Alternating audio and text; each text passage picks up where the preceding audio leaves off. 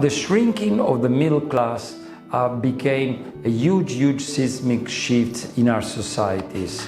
And more people that couldn't find employment became restless. Cities like Detroit, that had been very vibrant with assembly lines and culture, music, Tamla Motown, became ghosts.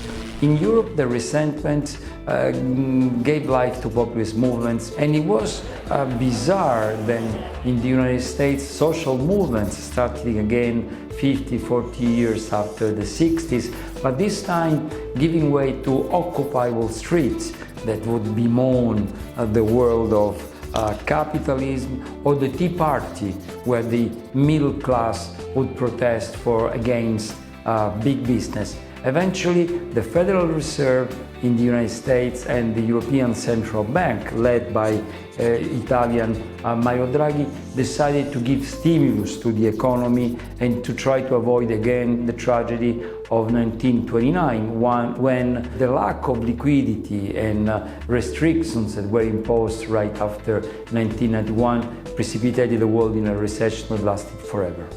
Things were different in what we used to call the third world. China was shooting at being #1 economy in the world, unnerved countries in the Pacific Ocean.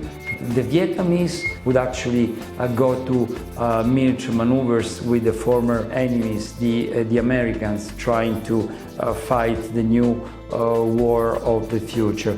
But China is growing also as a peace leader.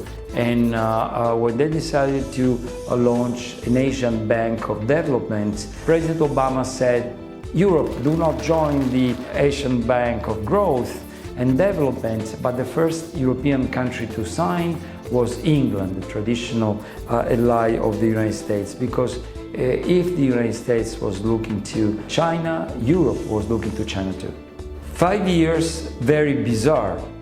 Natural disaster, global warming, tribal wars in the Middle East, while at the same time our lives became more and more connected to the digital world, to a point that we don't know if exactly we are true human beings or virtual ghosts.